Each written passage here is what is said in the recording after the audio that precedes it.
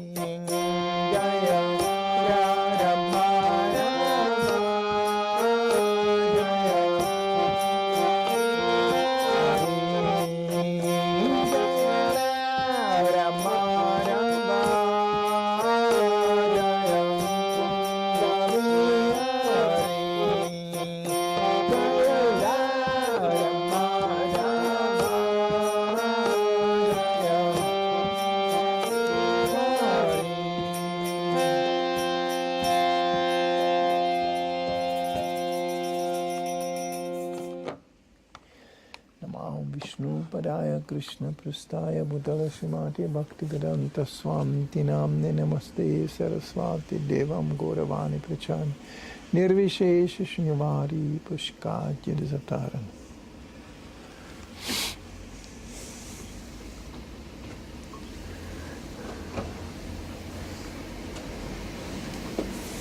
So that's okay. So anyway, I was supposed to say something about karma, vikarma, and no karma. I guess today we hear the word karma quite often, actually. This was not like this when I joined this movement. These words were completely unknown in a society. Karma, reincarnation. Reincarnation was just for very special people. Some esoteric, interested people. So vegetarianism was actually for crazy people. That was like some kind of crazy people who don't eat meat. That was actually the society in general like that. So some things changed since then. It can be said that much due to Srila Prabhupada's influence and the massive, really massive distribution of his books. We cannot expect that people open a book and become a full-time devotee of Krishna. That will be very naive. But the idea come up. Generally, when you follow how people register things and how their consciousness is changed, it doesn't work really that rationally. It's a question, Prabhupada said very plainly, of propaganda. You know, yeah. I can even quote Mr. Goebbels, one of the biggest Nazis, who said, 1,000 times repeated lie becomes a true. You know, that was his policy. He knew he's a liar. He knew. So when people walk on a street and they see an image, they see a name, they see something, they register that. And even they don't respond to it immediately, it sinks there in. You know, yeah. And then they go, okay. All the advertisement works like this. It's actually very crazy. It doesn't make any sense. In most of the advertisement, you don't find any information about the product or nothing. You find just images, and just the word being pumped. Prabhupada basically said, in our initial preaching, we work the same way. Just Hare Krishna, and then Krishna, and Hare, and then again, Hare Rama, and again.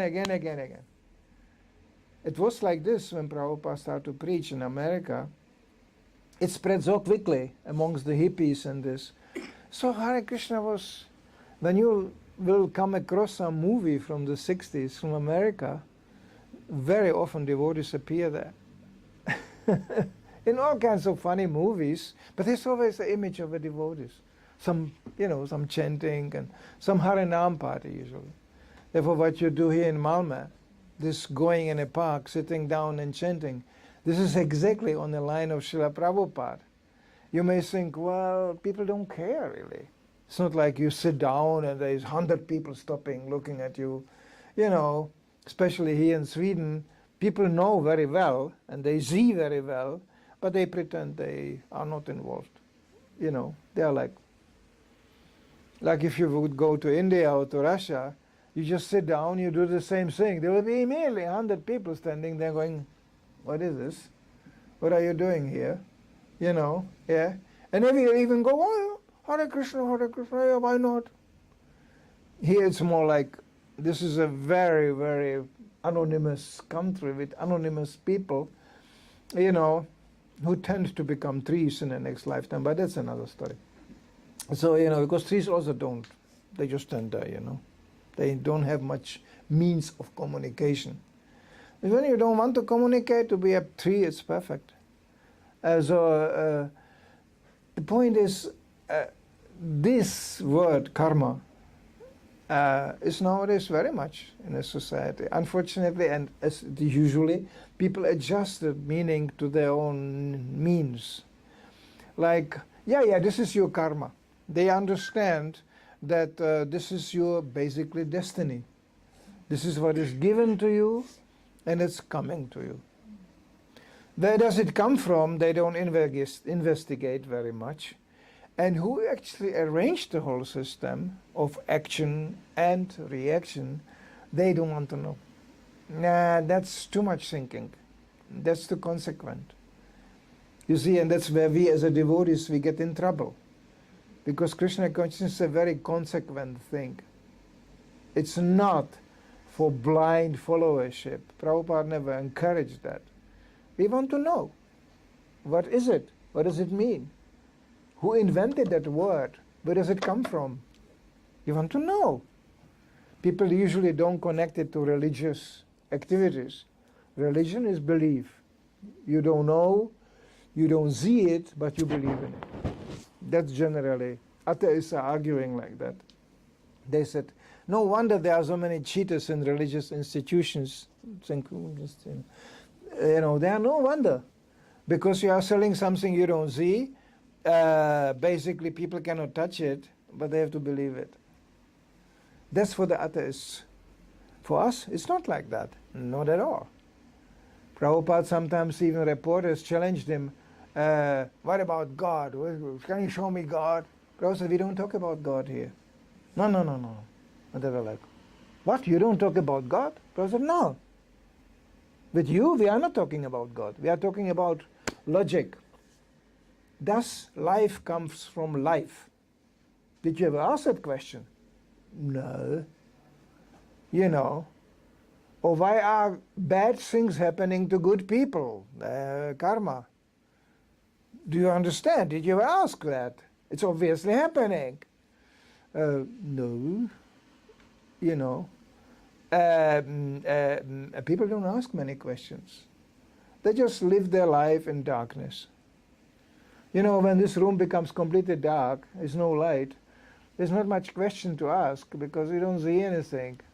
You don't, it's dark. At night usually people go to sleep because there's not much to see really, it's dark, So when you are in darkness, your life is very simple. Just yesterday I spoke to somebody, we wondered how always around the weekends people get alive and they expect something happening. Because you work the whole day, whole week, and every day the same thing, okay. And then Friday night already, something can so happen. Saturday night, big. And Sunday, well, that's basically we are finished from all the enjoyment, so we get ready for Monday because Monday we have to go to work again. This is generally how people live. I remember as a teenager going to school, I also expected Saturday something will happen. That's like the day where we go and have some fun or whatever. But I didn't know where to go. I didn't like, personally, I never liked parties or disco or dance. You know, I actually never liked anything which somebody orders me to be happy. Like, you know, like it's scheduled happiness. I thought this is ridiculous. Happiness comes like on its own, I thought. And when when you're happy, and sometimes you are not happy. That I noticed. But scheduled happiness was even worse. When they go in and they go, and now we are becoming happy. Are you happy? Are you happy? We are all happy, isn't it? I found it so depressing, you know, like, and why should somebody push me to be happy? We used to go actually to parties to spoil them. When I was a student, you know, I was surrounded by artists, people with all kinds of crazy ideas. But it was there in this field. These ideas of karma and presence of death, temporality of things, they were known. These ideas circulated around. In the artist community, you find artists. I had an artist teacher who was very well known, was a famous painter. But he basically painted only extremely depressing paintings. He went to the morgue where they keep the dead bodies to get inspired. You know, that kind of person was my teacher.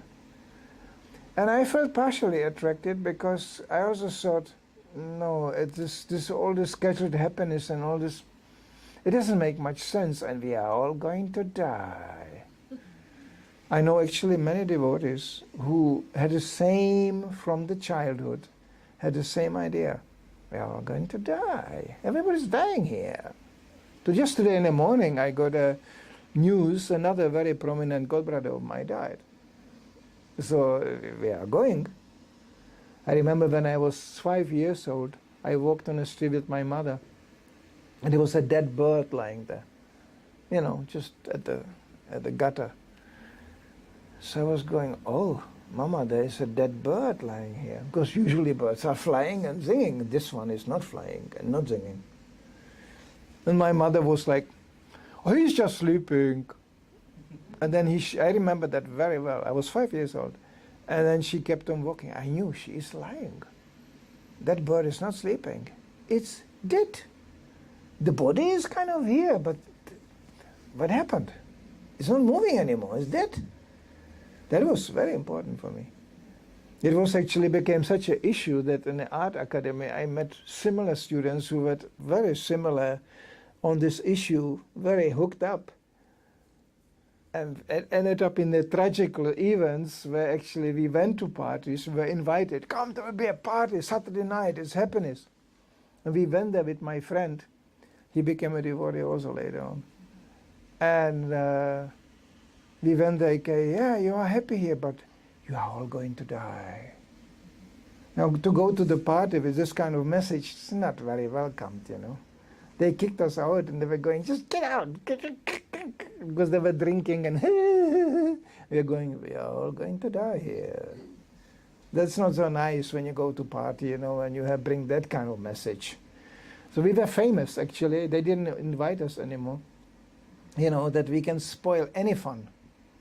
Any fun. And there was in Germany, he was a German. I'm not a German, but he was a German. He was very pathetic. Germans like this pathos of dying. You know, it's pathetic. Big sound, big opera. If you ever saw a German opera, they can die for 6 hours, you know. They sing and die and sing and die and sing and die. And it's like goes for 6 hours. There's a certain gentleman called Wagner. He wrote operas like this. I grew up with that garbage. So anyway, this is an issue which is now quite known, but people are not consequent. Now from Bhagavad Gita and from Srila Prabhupada, we learn what is karma. It's a mechanism, a physical mechanism, action, reaction, action, reaction. I push this key on that harmonium and sound comes out. That's an action, reaction. action, reaction. All the time is happening here, right now. All the time. You know, I just saw an ambulance. That's always what you get to Malmö. First thing you see an ambulance. You know, so somebody is in trouble, ambulance is coming. People know that. They see this action, reaction, action, reaction. But they don't, that's the interesting thing is, they don't see himself being involved. They think, not for me. Oh, something happened bad to him, but not to me. It will never happen to me. Well, how do you know? And things do happen sometimes in a bizarre way. Almost people are shocked sometimes. How can this happen like this? No, there was an action and there is a reaction. But it doesn't have to be immediate. The law of karma is very subtle. There is actions and then there is reactions which happen immediately. Like you hammer a nail in a wall and you hit your finger. That's action. Ah! That's reaction. That's you can feel immediately. That's karma. But there is reactions which are delayed. It's a timing in between. Time has to pass that reaction to take place.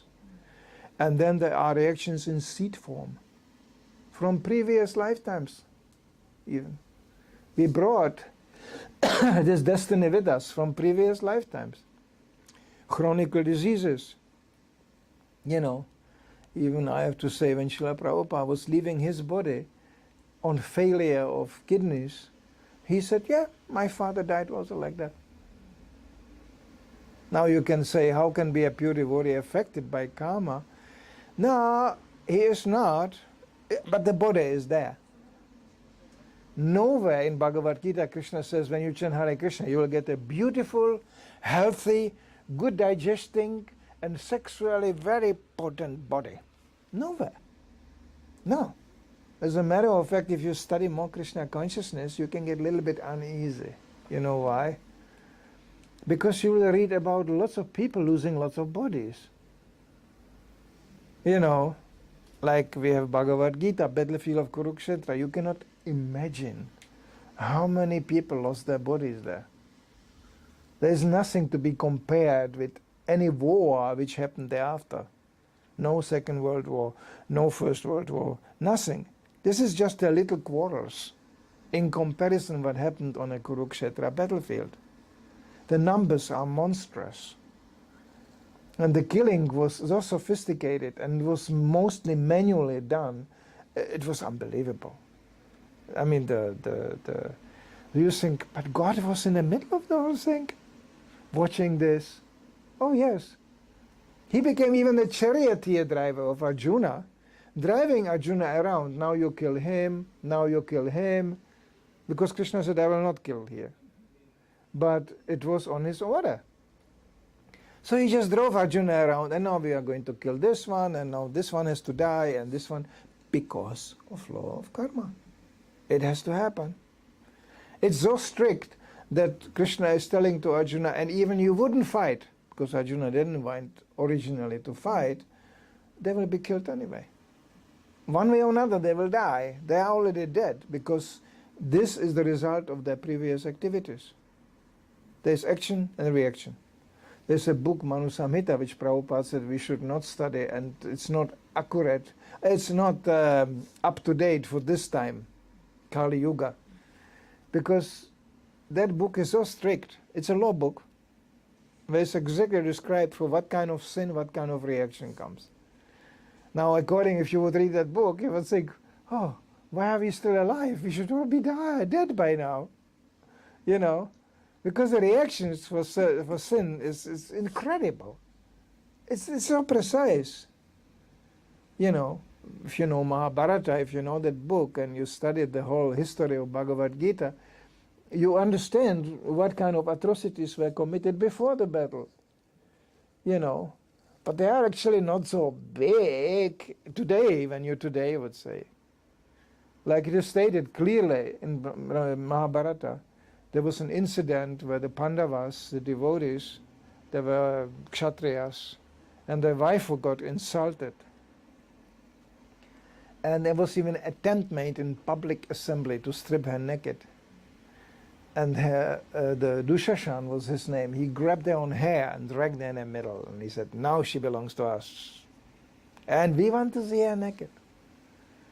Just for grabbing her hair, all the warriors had to die. Just for that. Just for grabbing the hair of that woman without any permission. And then of course they couldn't see her naked because Krishna himself incarnated himself in an endless sari. So they were just like, they couldn't strip her naked, impossible. So they gave up. Even by that time they couldn't understand, oh, there is somebody involved here who is protecting. No. They were determined, and there were attempts made for peace talk, for negotiations, anything.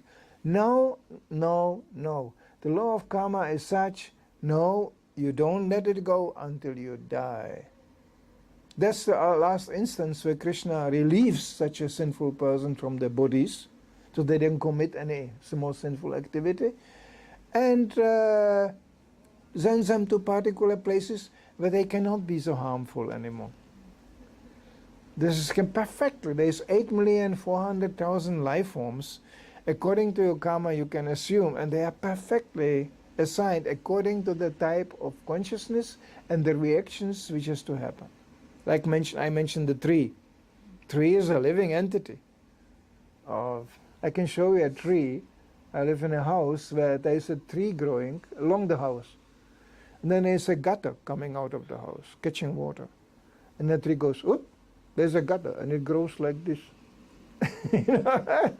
You can say, how is that happening? There's no eyes to see. But the tree knows there's an obstacle. Okay, then I grow like this. I can show you. Trees do that. So how can somebody say that this is just a bunch of wood? No. There's already scientifically proven that the trees are sending encouragement and nourishment when one tree is in trouble. I mean, we are surrounded by living beings, but the tree is quite limited. It doesn't go anywhere. The sense, the pain perception is minimal. Otherwise, it would really be in pain. Krishna is merciful. He goes, "Now you will not feel much. Don't worry, because the tree is just, snow coming and heat coming, and the tree just." A human being, you will scream in pain and you will try to avoid it. So Krishna gives in a human form the ability that we can move around the obstacles. This karma is precise. Everybody is under this law. Up to the point he doesn't pick up spiritual life. Then suddenly things start to change. If we don't ask people to believe that. If we would tell people, chant Hare Krishna and everything will be changing, well, some people may get nervous. They go, but I don't want so much to change. And we see, like in India, sorry, I have to say, people are very pious, they embrace spiritual life, but they are not so eager to change radically. Like they know that the last stage of life should be dedicated to give everything to Krishna. Surrender. I don't have anything. Krishna, I'm just serving you day and night. They go, that's okay, but at the end. I will do it at the end. When I'm old, like a pension, I can do that. But now, I do this. And this is okay because they are still seeing things always in connection with Krishna. That's the important part. And Krishna is arranging gradually, yes. You see, the state of renunciation is not something you kind of schedule. Like there's an official number, 50 years. Because, when you follow the Vedic pattern, by age of 50, well, you are supposed to be, what? Grandmother, grandfather, I mean, if you follow the pattern, I'm not speaking typical Vedic pattern. The girl gets married when she's 12 years old, 14 latest. When the menstruation starts, marriage. but not necessarily living together immediately. No. There's a big family around. And they know, and the girl knows, I have a husband here. You know, young girl, I have a husband. And the husband knows, I have a wife. It's already settled. There's nothing. And it's not, as some people think, enforced. No. First of all, there is a crew of people involved who are experts. They know the mentality of the people. They know carefully how, because they are prepared, there will be crisis. There will be some trouble coming, that's unavoidable. Now, in these crisis times, that's where you realize who really, our nature comes out, okay? I don't want to go into some astrological thing, but I used to ignore it for many years. I was thinking, we are chanting Hare Krishna, what do we have to do with that? Nah, in a family life, and on these levels, you learn to respect that. And it's not a chance that we have a certain bodies which are equipped with certain nature. The whole Varnashram, Dharma, psychology, everything is based on that. Vedic society knows. And even amongst male, female, there are differences. I mean, even our scriptures, in Vedic society there were simple ladies. They were just, having a little hut and just maintaining a little household and working hard. Everybody was working hard. But then there was like princesses, royal ladies.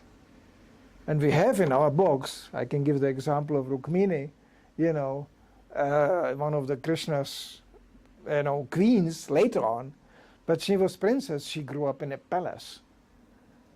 Now when you listen, we have the stories from Krishna book, it's all recorded, how political Rukmini was. And when finally, she selected a Brahmana to send a message to Krishna. I'm supposed to get married, but I don't want to get married to this idiot. Please come and kidnap me. Which is legitimate amongst the Kshatriya race to come and kidnap a wife. It's a legitimate way to do that. But there's always a fight involved. And that Kshatriyas like that. Fighting and wife kidnapping, that's a real thing. And by the way, the wives like it too. To be kidnapped. Nice. Action. So Krishna finally got the message through a Brahmana, but Brahmanas could go anywhere, unchecked. Rukmini knew that. So she sent a spy message to him. Krishna registered very mercifully, yes, I will kidnap you. And then at the marriage, Krishna appeared in a chariot in front of all the princes and grabbed Rukmini, put her on a chariot, say bye-bye, and left. All the princes were upset, of course, immediately, Kshatriyas immediately start to, chase him to kill him.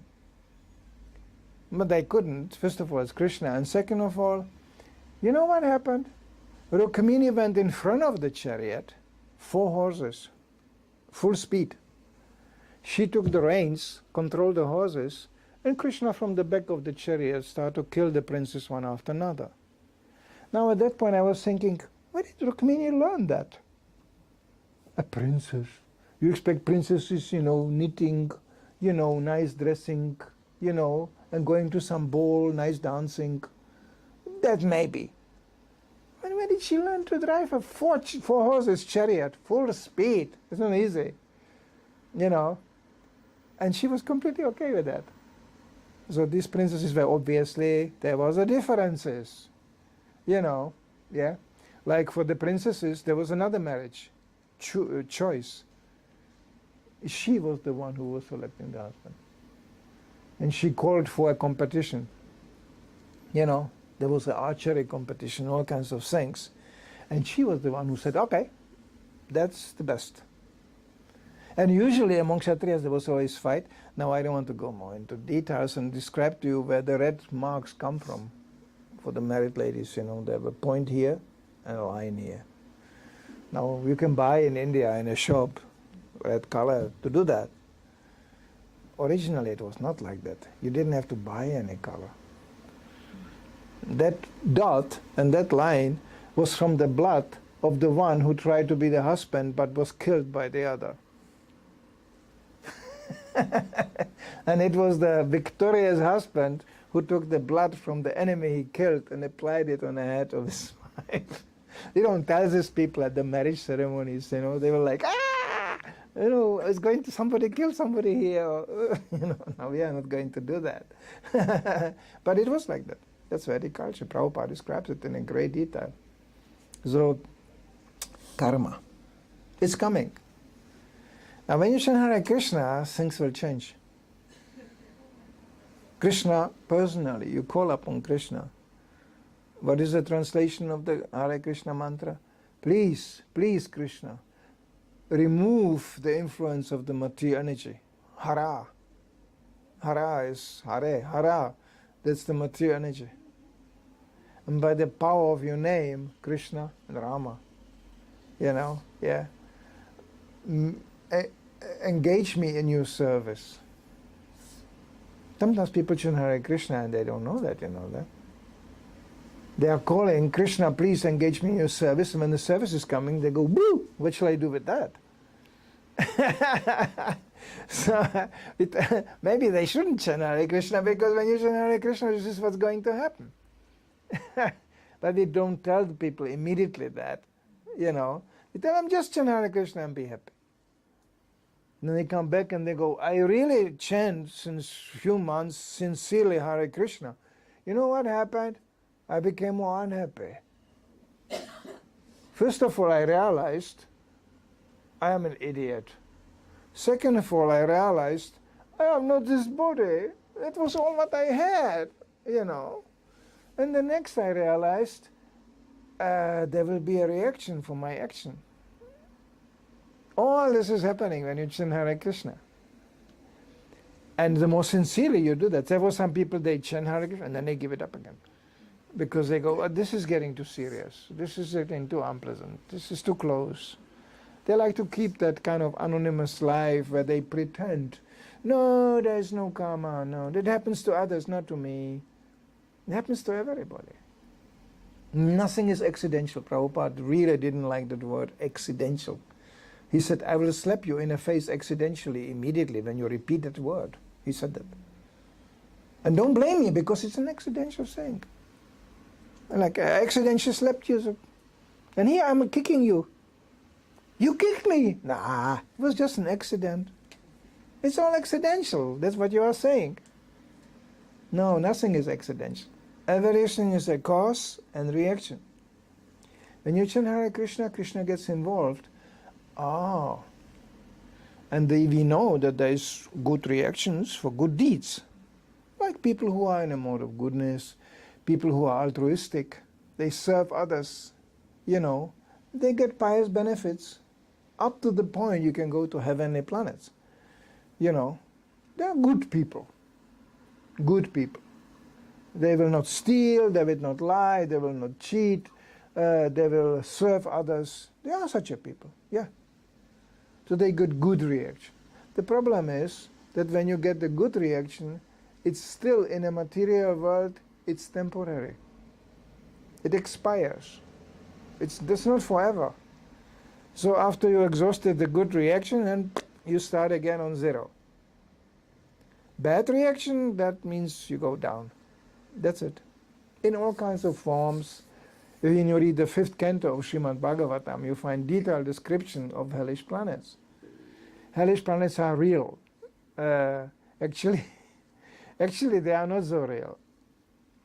People go, hell, what do you mean hell? Hell, you know, this little devils, you know, and what is this? No, actually it's a state of consciousness.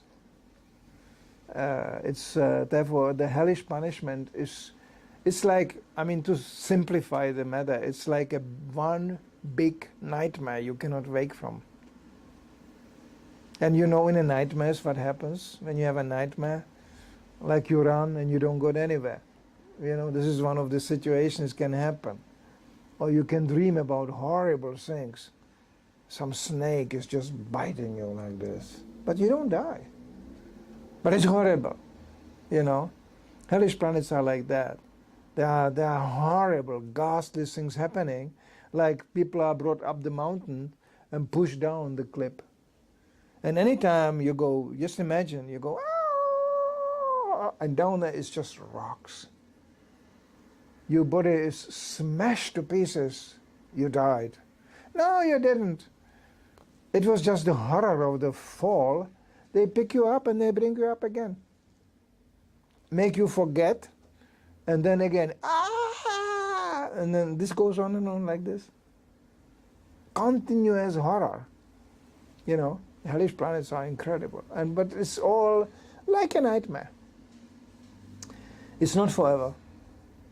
As people say, you will go to hell forever. No, you just, like in jail, you have your time, it expires, and then you get another chance. If you act hellishly, you will go back. And if you improve, because actually the whole system is designed to learn something, you know, to get the point. Karma, and then becomes reaction. No, I will not do that. I did this before. You know, that is expected from intelligent persons. And Prabhupada said there is two classes of man. The man who suffers, and he takes it as a lesson, and the man who never learns. He suffers again, and again, and again. The top idiot, Prabhupada gave an example, is somebody who is completely without any reason standing on a wall, and he beats the head against the wall. It's bloody, and just boom, boom. People always go, stop it! Why are you doing this? This is meaningless, and it's so much pain. Why are you doing this? And he goes, because when I stop, it feels so good. That's a really idiot. And then he again bangs the head against the wall. Prabhupada, that actually materializes like that. You're just banging your head against the wall aimlessly. It hurts. They know it hurts. But when the weekend comes, they stop and they go, now we will enjoy Saturday, Sunday. And what is coming? Not much. Really. I just saw one of the first warm days in ISKCON coming. You know, everybody comes out in a t-shirt and goes, ah. And then what? Then what? They don't know what to do. They just go to ICA and buy some Coca-Cola, and they go, now I'm enjoying. It's sunshine, I drink Coca-Cola, I'm enjoying. When you look at it as a devotee, you think, it's quite mediocre. Because the real enjoyment, when we speak about enjoyment, and they know it, it's a shared one. When you come together. And that all this is included when one comes together and shares Krishna consciousness. This is all included in that process. Like we come together, we don't know each other. You know. But we dance together sometimes. Now this is pretty far out. You don't know anybody and you are dancing together. What is this? In a carnival, to dance with somebody, really, it's quite a job. I mean, just to get a lady, don't dance with her, not so easy, you know. You have to invite her. Dating, you know, and you have to look good, and you have to dress up. And then you have to be ready to pay the bill, because probably she is not going to pay the bill. You will have to pay the bill. She will pay the bill. She will not pay the bill. That would be not nice when she pays the bill. You know, so, and you have to be very happy and very entertaining, because ladies, they know, this is a boring man, not entertaining, you know. So why should I spend my time with him? Huh? You know, so you have to try hard to be entertaining. And then you hope that the lady will dance with you, and then probably then you can hope maybe something more will happen, but you don't know. You don't know. You know, ladies, they know how to just give you an idea and they leave you alone. It's any man I speak to, they already have that experience. You know, I was thinking, that was it, bye-bye, you know. Because when it comes to sense enjoyment, it's the ladies who are actually in charge. It doesn't look like that externally, but they are the ones who actually pull the brake and, you know, like this. So the men are always, that was it. And they look for another one. The same idiotic game goes on all the time, all the time. You know, So this is, I don't want to go into it, but this is karma and action reaction. It's also happening that way. Sometimes people think, oh, this lady, this is the dream of my life. No, this is your reaction. It's coming. And it will come so nice. And at a time you don't expect that, it will turn into something very painful. And you go, why? No, there was an action. Like example, you really hurt that person in previous life. That person can appear as your wife, or even worse, it can appear as your child. And going, Papa, Mama. And on a certain point, it will do something so hurting and so horrible that you think, what a mistake did I do? I mean, what was the educational mistake? No, there was no educational mistake. It's just the reaction from the past. That's amazing. All that we can escape and leave behind us when we chant Hare Krishna and dedicate our life to Krishna. Because then there is akarma. There is no karma. Whatever we do is not followed by karmic reaction because we do it for Krishna. That's his problem, not my problem. And Krishna encourages this. He goes, just surrender to me. He says even don't bother with any religion. Just surrender to me. And I will free you from all that karma. Not only the past one, but the coming one. Can you imagine existence like this? That you just simply chant Hare Krishna, you live in dependency on Krishna, and then, and what happens to a devotee, this is sometimes compared, because we are not fully surrendered. Krishna says actually in Bhagavad Gita, whoever non-stop serves me, non-stop remembers me, and exclusively does everything for me, or such a person, I will protect, and I will give him anything he needs. But can we claim that we do that 24 hours a day? When we are serious, but we are on the right way. We are on the way to do that. So the comparison is giving. When one chants Hare Krishna, it's like, if you would be in India, it's very easy. Indians immediately can understand. A very room in India, even a simple rooms, they have a fan on the ceiling because of the heat. It's just a propeller on the ceiling rotating. Nowadays they have air condition and all this, but I know India still before air condition was there. When I first time came 78 to India, there was no air condition. But there was these fans running around all the time. So Prabhupada gave that example. When you chant Hare Krishna, and you disconnect yourself from law of karma, it's like pulling the plug from the fan. But you cannot expect that the fan will stop immediately. It keeps on rotating slower and slower until it stops. I always remember that story because Prabhupada, when he was a small boy, he was very excited by the fan in the ceiling. It was always, and he was always thinking, this is really funny how it's moving up there on the ceiling. I would like to touch it. So I did all kinds of arrangements. Prabhupada was not, he was a quite naughty boy. So he did all kinds of arrangements to come high up there and touch it. And his father saw it and he said, don't do that. It's very dangerous. It hurts. It's very dangerous. And let it go. So finally what his father did, he plucked the fan out, waited until it's slowly rotating, and then he even lifted up the little Abhay and said, now you can touch it.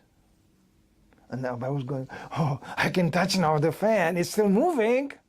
So he put the finger there and then the blade came on going bang, and he realized, it hurts.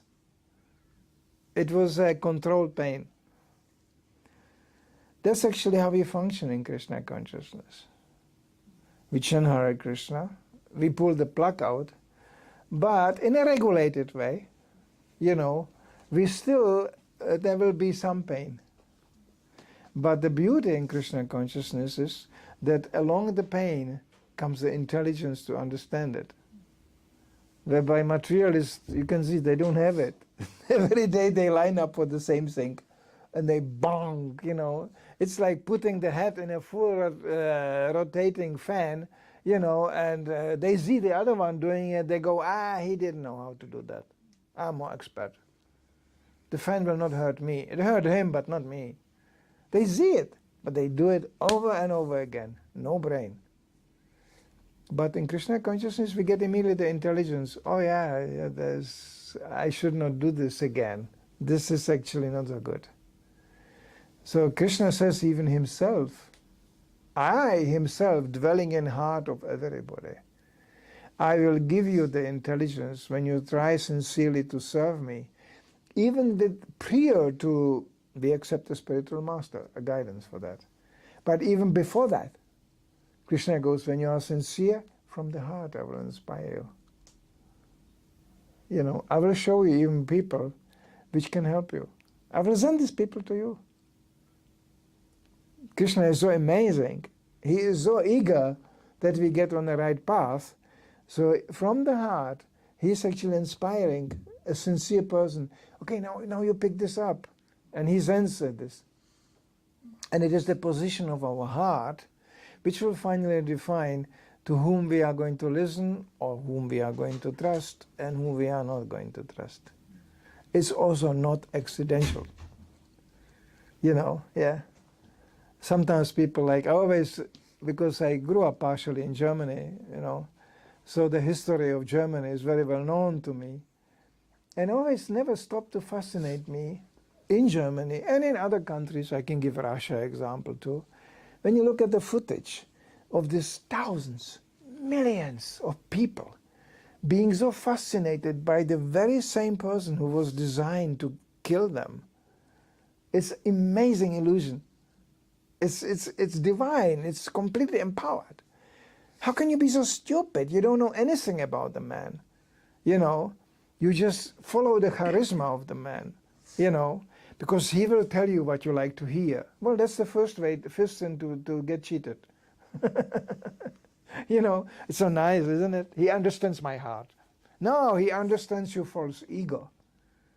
And the ego, that's what they play with. Expert manipulators, they do that.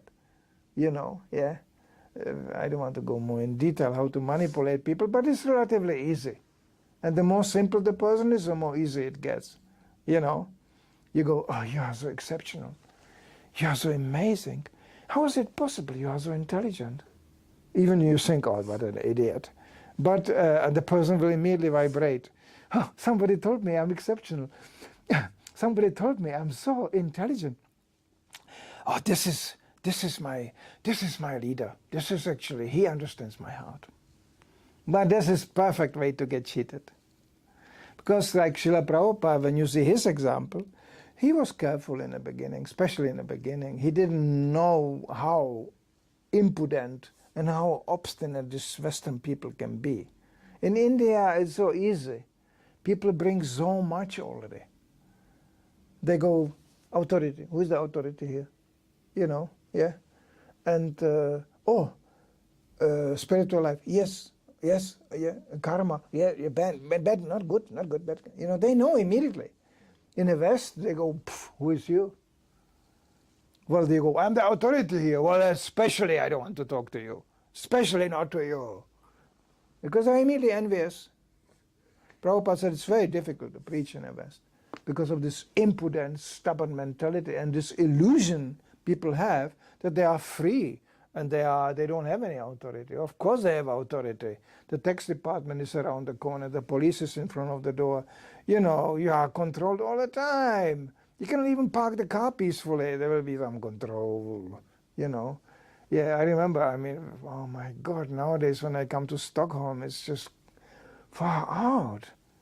This used to be a town where you just come in, watch the water passing by, and then you go home again. Now, you come in, it's gates, cameras, everywhere. Cars with cameras on the roof driving around watching you all the time.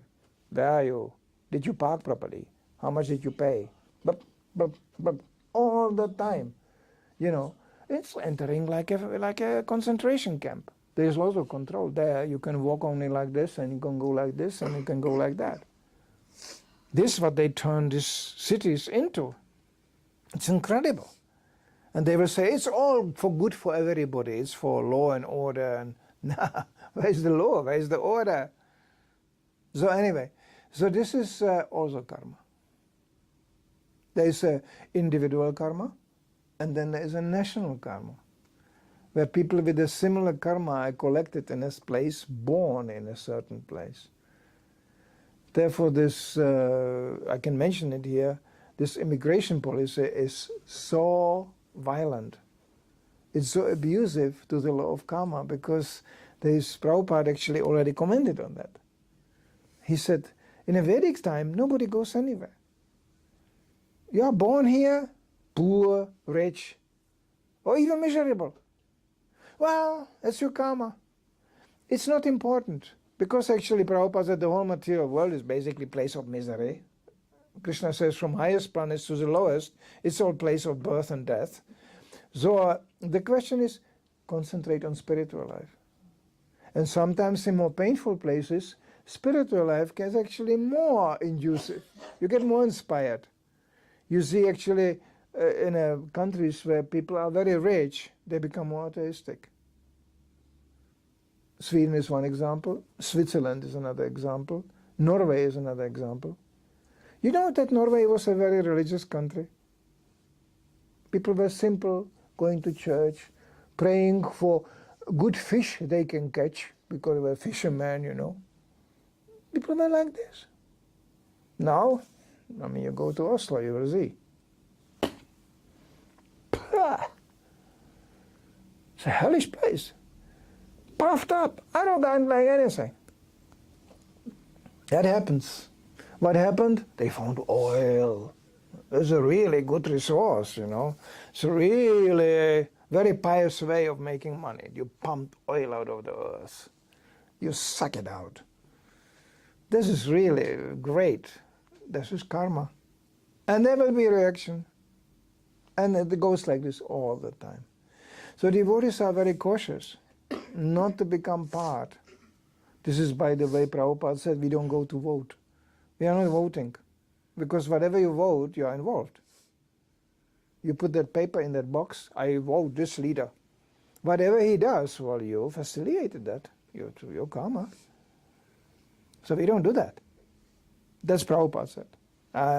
So everybody, whatever you want to do, it is up to you, but I'm just quoting Prabhupada.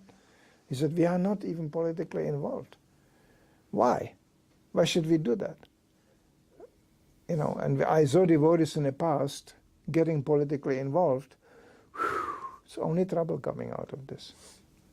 Because political means dualities. You are on this side or that side. And one way or another, the other side will hate you and you get immediately in trouble. Now we have a statement, and Prabhupada said, we do comment on politics. We can comment on that. Yes. Krishna, Prabhupada gives an example. Krishna was involved in a battlefield of Kurukshetra. He was involved in peace talks, you know. But his alternative was a spiritual one. This is our involvement, to bring the spiritual alternative, which is finally, we are not this body. Good body, bad body, capitalistic body, communistic body, socialistic body, even female body, male body, it's body. And this spiritual culture is about being not this body. And on that platform, we can find the solution to the problem. Why shall I struggle with something which is just derived from a body, which is temporary, will be taken away and die one way or another? So why should we be very much hooked up on this? That's not like we negate the body. The body is there. It is nature. But we don't base our life on that. It's not important. Like Prabhupada, when he was spreading Krishna consciousness, he was going only where the interest was for Krishna consciousness. Wherever the spark came out, oh, he was there, fanning it immediately. You know, where it came from, it's not so important. It's coming, you know. Immediately he was fanning, you know. That's to really United Nations. That's the real thing. You know, regarding immigration, I lived in an immigration movement since 1972. I was an immigrant. I joined in Germany, and I tell you quite frankly, German devotees really never saw before a Slavian type of person coming into Krishna consciousness. They didn't know what to do with that. I chanted different. Already the chanting was differently. German chanting was like, Hare Krishna, Hare Krishna, Hare Rama, surrender Krishna now. You know, it was like army, you know, it was like I joined an army camp, you know. And I was more like Hare Krishna, you know, Krishna, Krishna, and they were going around. My God, you know, he's chanting like a woman. There was brahmachari, we were all 20 years old, you know, 18, 20 years old, that's what happens. You know, it was very actually bodily, still the bodily reflection was there. You know, strong brahmachari, celibacy monk, women, you know, bah, it's all Maya, you know, it's all Maya. But I have to say those Matajis who joined, and actually amazingly, despite all this preaching, so many came. There was 50-50, there were as many girls as many boys. So what do you do with that? And they were all like, celibacy, what do you do with this? We were all preaching. And I have to say the girls were very much respected for preaching. They did wonderful service, I mean amazing service. And that was respected. Then and then the respect of the brahmachari for particular brahmacharini, the nun, culminated in the fact they start to get married. That's what it was. It took like 5-6 years, and then suddenly there was known that we can get married. Yeah. Now the girls are always much faster. They already knew which brahmacharis, ways they are, what they are doing. They had a perfect overview over the brahmacharis. The men are quite slow. The brahmacharis, well, it took a little while, you know. But it was basically the relationship came about on the level of the service. There was a great respect. Wow, look at this, what this lady is doing, how many books she distributed and all this. So that's actually how relationship among devotees come about, you know. The priority is not really the shape of the body. And it's not even whatever karmis would consider, this is not the priority. In Krishna consciousness, I notice most of the relationships are created on the quality of that person, on that service, on that character. That's a real something, you know. And this is actually more prominent. Otherwise, of course, you get easily cheated. Therefore, I don't want to get into it now, but there is waiting time. Careful, not rushing anything, you know. Then there is some counseling going on eventually. Like I described in the beginning, in the Vedic times, it was a big, elaborate thing. There was many people involved who were giving advice and monitoring the situation. Because they knew this, I love him or I love her, can turn into I hate him and I hate her very quickly. So they were more long-term thinking. So this is also involved when you deal with karma.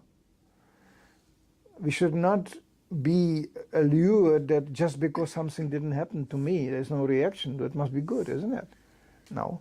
The reaction can be post-dated. It will come later. So just because I can do it now, it doesn't mean it's right. And some people conclude like this. They go, hey, I did this. Nobody caught me. Nothing happened. No, I do it again. Oh, I did it again. Oh. I couldn't mention one point more. I don't know if it's relevant here to dwell on this issue. But sometimes devotees in a mercy, you know, in a name of mercy, they tolerate, you know, sinful acts. Prabhupada never did that.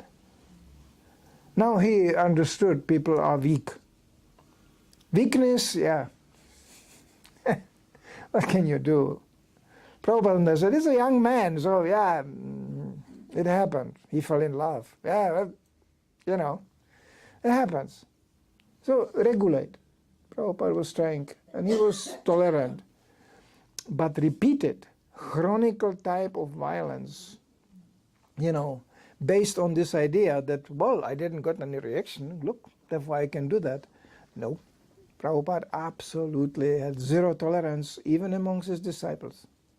Zero tolerance for that. Because he knew you kind of, in the name of mercy, you forgive, you will simply facilitate that this person will do it again and again and again.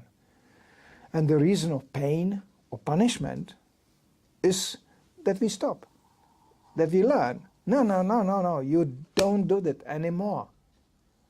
Prabhupada gives a beautiful example how he was in the Victorian times educated in a school. When two boys were fighting, causing pain to each other, he said, the teacher had a simple method, I remember. He called us both in front and he said, now you boys, I see you fighting already since 1 week, you are giving you a hard time, so now you fight in front of me. And they were like, I got the blessing, I can punch him in the nose. And the teacher said, no, I teach you how to give him a pain. You grab his ears like that.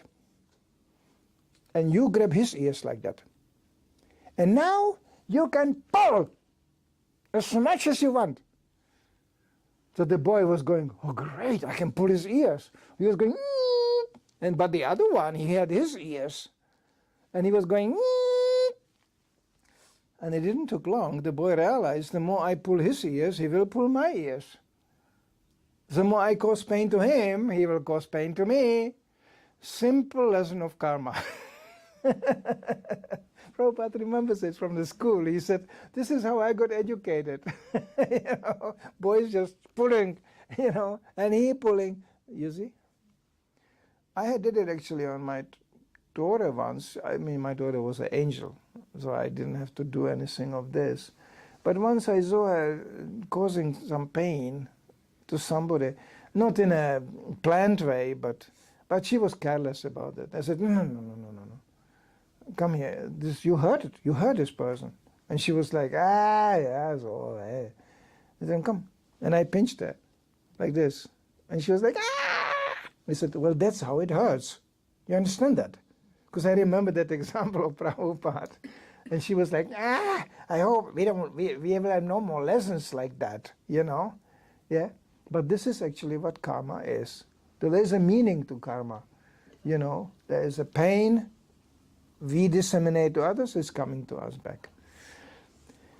The packaging of karma is amazing sometimes. It's just amazing. But when you look around here, everything is designed like this.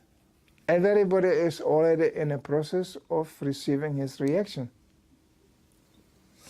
1 hour ago, it was ugly raining. Now it's sunshine. That's also not accidental. Yeah. This is raining, sunshine, raining, sunshine.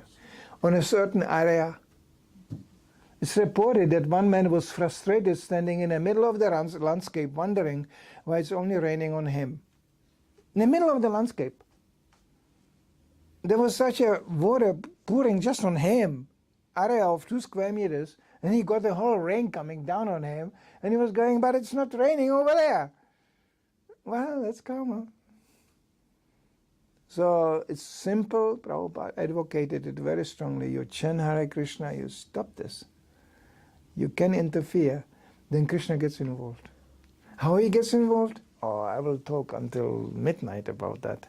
It's fascinating. I tell you, it's fascinating how Krishna even uses your karma to teach you to advance in Krishna consciousness. He is so expert. He's in control. So he goes. And sometimes at the end of life, somebody is attached, because attachment that's what keeps us for the next lifetime. No, I don't want to get attached. I don't want to, my God, I'm dying now. No, Krishna will just destroy it in front of your eyes. I know, I just give you a really brutal example. I had one godbrother, he fell in love when he was 70 years old. He was a sannyasi. He was in a renounced order, and he fell in love. You know what happened? Soon after, he got a message, you have a terminal cancer coming. You will die within 2-3 months. Very fast. Very aggressive cancer. You know what he did? Oh, he was chanting Hare Krishna immediately, renounced everything and die in full Krishna consciousness. It's brutal. It's you think, oh, Krishna is administering cancer. What is this? Why not? If this helps you to get serious, why not? Now they think, what kind of God is this? Because I always expect God being the sense enjoyment supplier. No, he is not. He wants us to bring back home, back to Godhead, to him. That's the real message. And get rid of this karma. Get rid of all this. Finished. It's over. Destroying even the upcoming reactions, destroying the present reactions, destroying the past reactions. All this Krishna can do. It's beautiful to die like this. I saw devotees dying like this. I saw devotees who were not actually, due to their past lifetime, supposed to die like this. I saw them dying with a big smile on their face. Totally relieved. That's not normally how people die, you know. People are dying always, no, and cursing everybody. It's you spoiled my fun. And then they die. No, devotees are not like that. A real devotee, Krishna will help him. He will squeeze himself in his mind at the last moment and bring him back home, back to Godhead. That's what we want. And that's what we are getting ready for. So therefore, chanting, chanting, chanting. This is actually the way. And any active engagement in devotional service, this is the way. And the eradication of karma happens automatically. You don't have to bother with that. There's still some points I have to finish now. Really, I'm overdoing it again. Yeah? It's a really blessing if you understand just what it means, what Prabhupada gave us, the end of the karmic process of action and reaction. It's just amazing. It's so amazing that the more you understand, the more amazed you are with what kind of ease Prabhupada gave us this. Freedom of karma. This is amazing. And if there is some little karma, it's education. That's how devotees take it. Sometimes I saw devotees being attached to something and they couldn't give up the attachment. And they are praying, Krishna, free me from attachment. And Krishna goes, poof. I got the first lesson, second day I joined in a temple. I mean, it was a heavy lesson. You know, I was sick 2 days in a temple. I saw a brahmachari opening walnuts with a big knife. You know, to push the knife into the walnut, you know. And when the temple president came down the stairs, I understood already, oh, that's the temple president coming. He said, Prabhu, I told you, not good that late in the evening for brahmacharis to eat walnuts. It's, they have a certain, I don't know, but I cannot, but they have a certain sexual, you know, they are considered actually being some kind of sexual stimulant. That's the philosophy I heard. I never investigated into that. I'm not the anti-walnut man. It's very rich in oil, so probably it's heavy. Some saying, I don't know.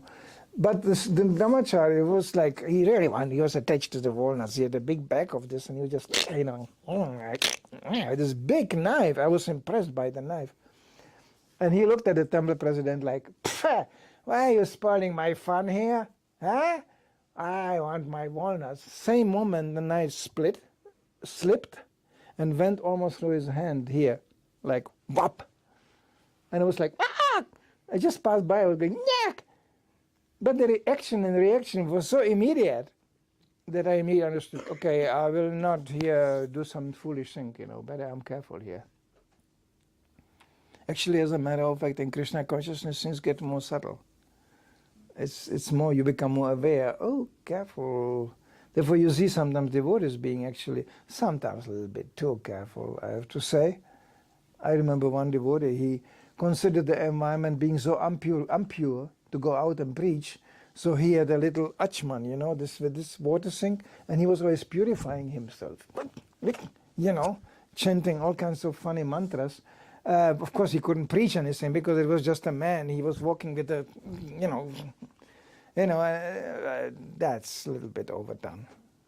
Prabhupada gave the security. If you chant Hare Krishna, you do the right thing, especially when you try to make other people Krishna conscious. So many blessings are coming. Such a blessed life. So that's the insurance we have. And then the law of karma, that's Krishna will take care of it. Okay, I guess we have to proceed with the program, isn't it? Myself, I have 3 questions. Maybe we can take it after. We can do it maybe, Whenever. Whenever. Maybe too much, or I don't know, for the time.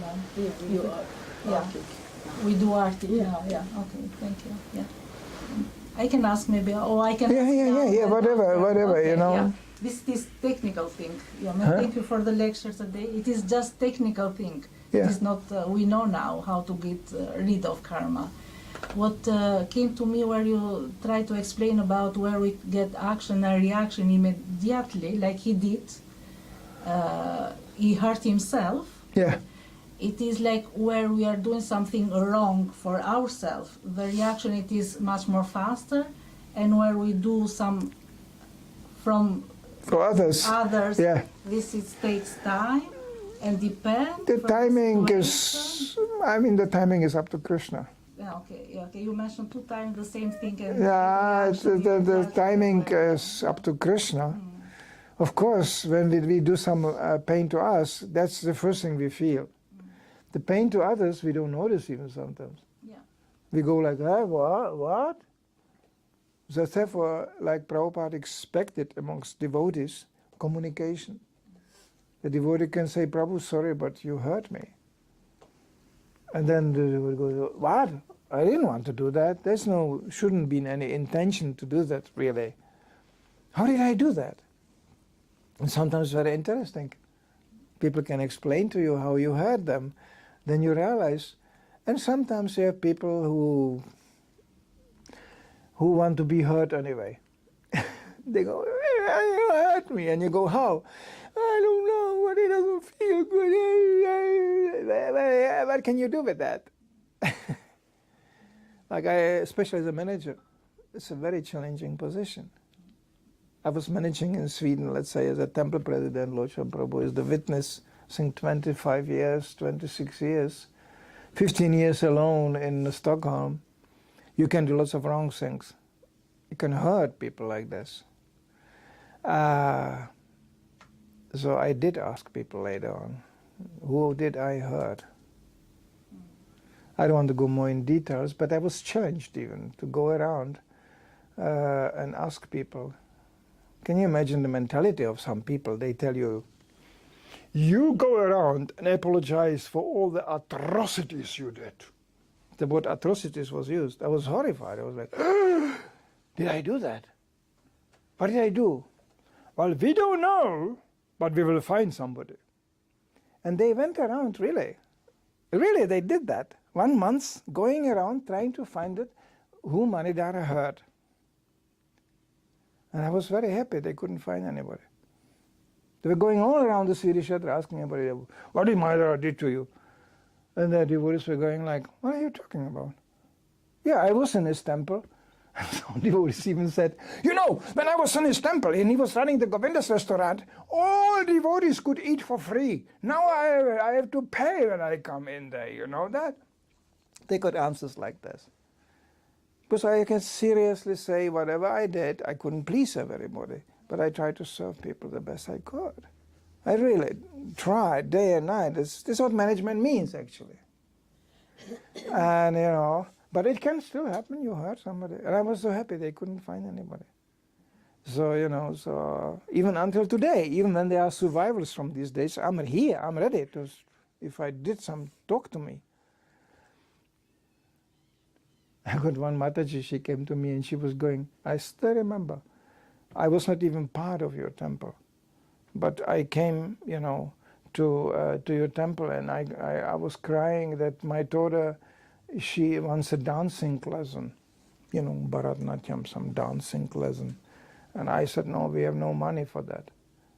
And you opened the drawer and you gave me 1,000 kroner, so she can have it. You didn't even know me. She remembered that. This kind of stories you like to hear. I had one devotee from Yugoslavia. We had many devotees coming from that country, at that time. He said, I used to remember. I landed in Stockholm, in Arlanda, and it was winter. It was cold. And the first thing, you picked me up on the airport, never met the man. You said, where's your jacket? And and he said, well, I don't have, I just have this. I came from Yugoslavia, it's more warmer there. And I said, and then he took you drove straight from Arlanda to the next shopping center and you bought a jacket for me. I didn't even know the man. I didn't remember that incident. This is a kind of thing which come back to you. I'm happy to hear such a thing because that's what you try to do. But serving others in Kali Yuga, not very, don't expect much of these kind of stories to hear. Not really. Yeah. I have a question. It feels like sometimes you plan to do some activity which might potentially be or look offensive. Can you speak louder because my hearing is not so... Okay, sometimes you want to do something that feels like, to you, it feels like a bit offensive to others. But you still want to do it because you maybe feel like it's Krishna's in me wanting that thing. Is it still subject to karma, that kind of activity? If you understand what That's what I mentioned before. Krishna has an amazing way how to use our karma, bodily conditioning, and purify it by devotional service. That means you may have some idea what to do, right, for Krishna. If Krishna finds it suitable, he will even facilitate this for you, but there will be also some lessons involved. There will be, but generally, I cannot speak honestly from myself. Because for me, joining Hare Krishna movement was meaning to give up totally whatever I have done before. All my nature, inclinations, everything, finished. Now I do what I'm told. That was the training we got. But in the long term, it's anyway coming out. You cannot suppress your nature, but one can purify it. And when you watch how Prabhupada was preaching, he was always taking into consideration where the people came from. And the instruction went along. I have a godbrother who said, I got only one instruction from Prabhupada. Whenever you have some opportunity, make money. And he was completely in ecstasy when he said that, because that was his nature. But of course for Krishna, there was different instructions. Krishna also relates differently to us. He knows actually better as we do what we actually can do and what we cannot do. I discovered in Krishna consciousness I can do things I could never dream about before I came to Krishna consciousness. No idea that this could be my nature, because I was covered. We are all covered, In the material world, everybody is covered by something, some idea, or parents try to make the children to be like them, or something like that. You cannot change that. Because the real nature, that's the beauty of Krishna consciousness, it comes actually in Krishna consciousness. You have you think what you can do. And there's no shame of doing something on that line if one gets Krishna involved and tries to apply it in devotional service. Prabhupada even gave instruction to devotees who were going to foreign countries preaching, didn't know anybody, didn't even speak the language. And Prabhupada sent the devotees there, and they said, well, Prabhupada, we need people to start some center or what. Prabhupada said, no, I will not send you anybody. You create from local people. And how do you do that? He said, Prabhupada said, you simply watch what they are doing, and then you induce them to modify it in a service of Krishna. And suddenly you get everything what you need. This one is more for the money issues, this one is more for the construction, this one is more for the cooking, and suddenly it comes together. That's, how Prabhupada put together a whole movement. One guy was running out there making money, another one, he was basically like ladies. There was one Mataji, Govinda Devidas, you see the cookbooks. From the first day, Prabhupada said, you will be cooking. I will teach you. He was teaching how to cook. Because he knew the quality was there, right away there. There was another godbrother, he said, Prabhupada said, you go to India and preach to India. He was going, oh, I never was in India. He knew he can do that. The quality is there. But it was all based on surrender. They didn't know even they can do that, but because they surrendered to Prabhupada, he showed them you can do that. That confidence, well, and Prabhupada said that, then it should be okay. I should be actually able to do that. Unbelievable how Prabhupada was preaching, but he was taking this into consideration, I can give you an extreme example. Prabhupada got in India, Sikh, Sikh, with the turban. It's basically Kshatriya race, it's more warrior type. The military police is usually Sikh in India. So they got the Sikh movement came to see Srila Prabhupada. Some dignitaries, some prominent Sikhs came to see. They were shocked. First of all, they expected Prabhupada will just tell them, Sikh, this is just some speculation. Oh, Krishna, no. Prabhupada was very kindly welcoming them, very respectfully. And he said, oh, this is so nice you came, because, we are now already established movement, and we are planning to establish a whole society, and you will be our police for Krishna. We will have a Sikh police. And they were like, we came here to hear some preaching, and he tell us to become part of it, but as we are. Prabhupada was amazing. He was just opening spaces for people to, please, you be this for Krishna. Without speculation, of course. There was no I want to be the, I don't know what, something horrible for Krishna. I want to be a butcher for Krishna. Well, that's difficult. But even there, Prabhupada said, okay, you cannot give up, you cannot stop butchering, then give us the money. At least something from that can be purified. That you can do. Amazing. It's just amazing how far Prabhupada went to facilitate the natures of people. And at the end, it will always end up like this. There's two principles which you will always find in preaching, and they don't come from the scriptures. I mean, they are there in the scriptures in some hidden form, but it's very common and very well-known principles. The water always finds its level. That means you take water, you can pump it high, you can make water fontaine, but when you leave it, it will always settle down on the level it is. And then you can work with it. You take the water as it flows and you work with it. That's one principle. And the second principle, birds of the same feather always flock together. It's not accidental that some people are attracted to some people, or some people don't like some people. Not them, no. In a long term, you see these two principles becoming up, and as a preacher, you have to work with that. You have to accept, okay?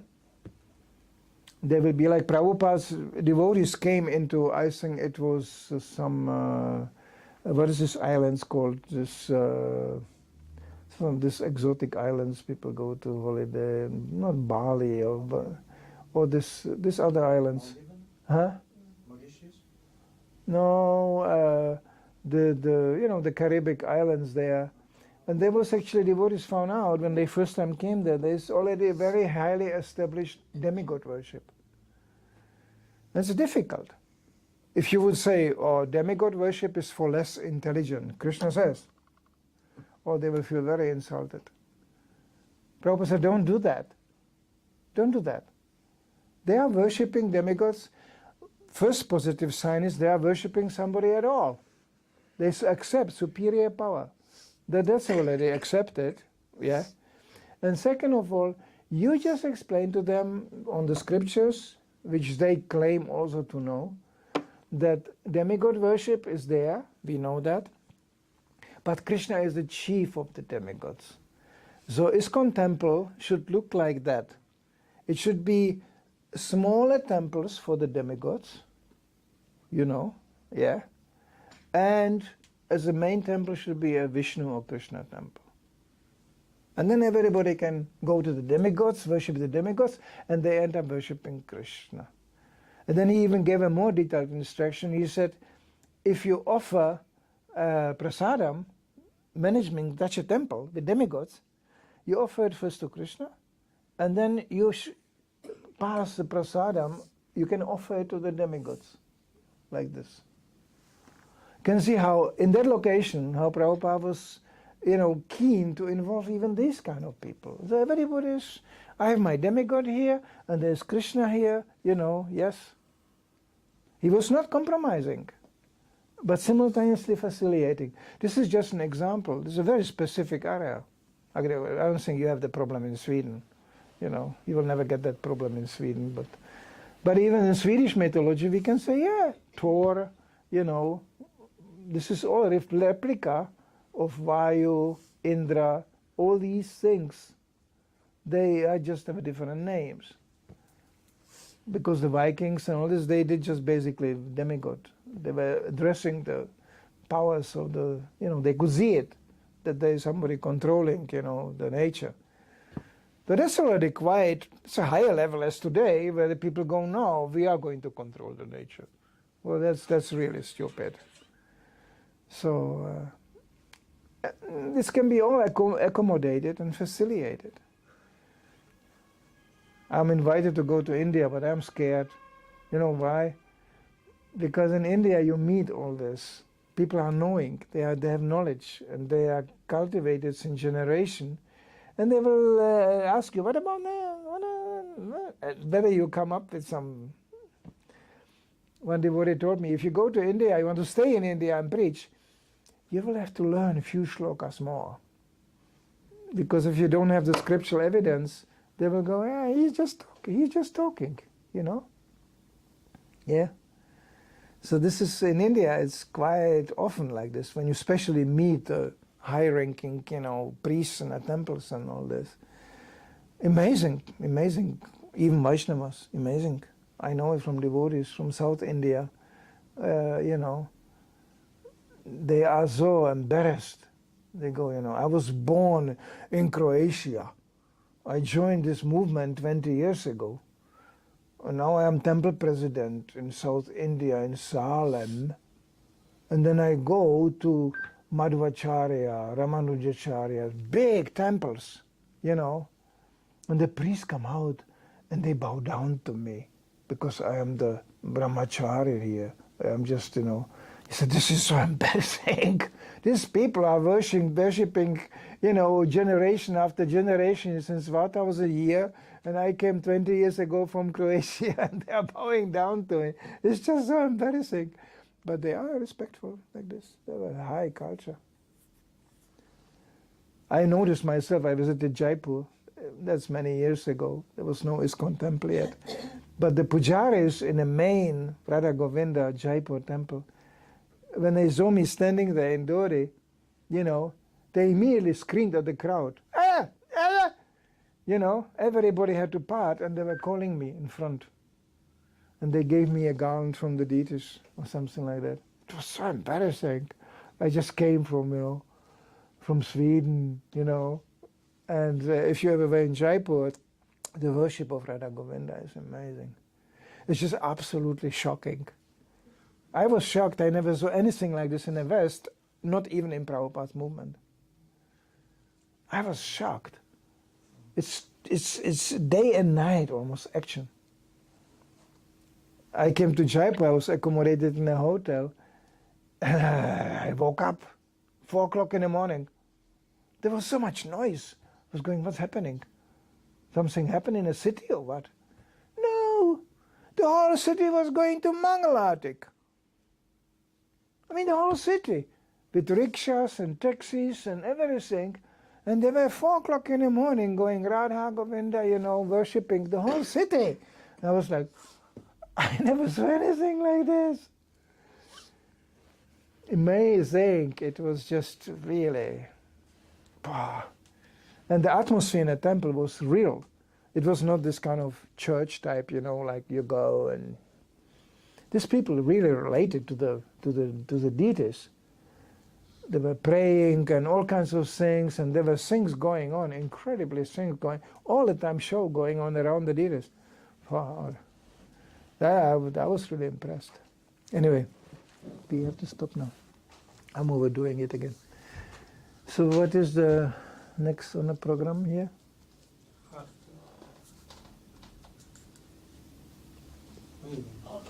Arctic. After Progam. Yeah. Arctic. Huh? Arctic. Arctic. Arctic, yeah. Which one you want to do? Ah. So what? So what? Come on. Come senior Vaishnavas here. I mean, I can do those. Don't mind. Where's the rules? There were rules here that you must have a dhoti or what? Nah. Second initiation. So,